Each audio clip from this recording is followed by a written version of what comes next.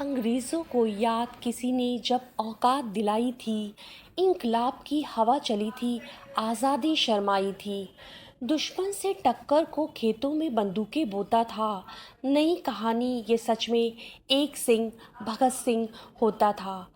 छोड़ दिया घर बार वतन को ही माना उसने अपना। छोड़ दिया घर बार वतन को ही माना उसने अपना। झूला फांसी के फंदे पर पूरा करने को सपना। निर्भयता के धागे में साहस के पुष्प पिरोता था। नई कहानी ये सच में एक सिंह भगत सिंह होता था। राजगुरु सुखदेव चंद्रशेखर बिस्मिल आज़ाद हुए। मिलकर खेली खून की होली, मुल्क की खातिर खाक हुए। पराधीन भारत स्वतंत्र हो, काम यही बस होता था। नई कहानी ये सच में एक सिंह भगत होता था। देश के महान क्रांतिकारी और शहीद भगत सिंह की जयंती आज यानी 28 सितंबर 2020 को है। वे अपनी जिंदगी की परवाह किए बिना संघर्ष करते हुए देश के लिए शहीद हो गए थे। उनका जन्म लायलपुर जिले के बंगा में सन 1907 में हुआ था। 23 साल की उम्र में ही अंग्रेजों ने उन्हें फांसी पर चढ़ा दिया था।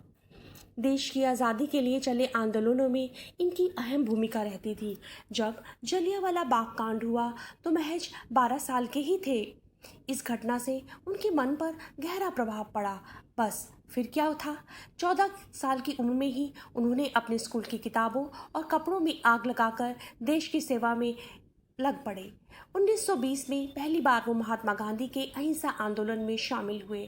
हालांकि बाद में उनकी विचारधारा उनसे अलग हो गई, लेकिन मकसद एक था, देश की आज़ादी।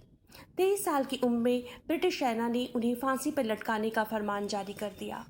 भगत सिंह मार्क्स के विचारों से काफ़ी प्रभावित थे। उनका इंकलाब जिंदाबाद का नारा आज भी काफ़ी प्रसिद्ध है। भगत सिंह बम फेंक कर क्रांतिकारी नहीं बने, अपने विचारों से बने। उनके व्यक्तित्व की सबसे बड़ी खासियत उनके विचार है। 23 साल की उम्र में वे जो कुछ लिख गए वह उन्हें आज़ादी के दूसरे सिपाहियों से बिल्कुल अलग थलग खड़ी करता है। आइए भगत सिंह की कही वो बातें जो उनके जज्बों की कहानी बताती हैं, एक नज़र डालें। जिंदगी तो सिर्फ अपने दम पर जी जाती है, दूसरों के कंधे पर तो सिर्फ जनाजे उठाए जाते हैं। शहीद भगत सिंह ने अपनी पूरी जिंदगी उसूलों पर जी थी और वे मानते थे कि जिंदगी सिर्फ अपने दम पर जी जाती है, दूसरों के कंधे पर तो सिर्फ जनाजे ही उठाए जाते हैं। आज़ादी की लड़ाई से लेकर आज तक हर रैली, आंदोलन और प्रदर्शनों में बोले जाने वाला नारा इंकलाब जिंदाबाद पहली बार उन्होंने ही बोला था। व्यक्तियों को कुचलकर भी उनके विचारों को नहीं कुचला जाता।